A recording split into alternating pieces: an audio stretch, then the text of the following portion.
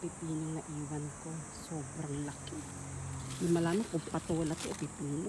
Ang haba-haba o pipino yan. Isa, dalawa, tatlo.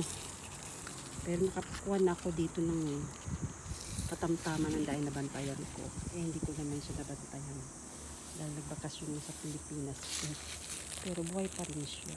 Ang haba. Sing haba ng aking braso. Ito din ito. Dalawa ang nasira. Yan ang pipino. Ito pa isa. Ito. Iba na kulay niya. Dahil sa sobra yatang init. Ito na ito. Kunin ko na yung buto dito para itanim ko.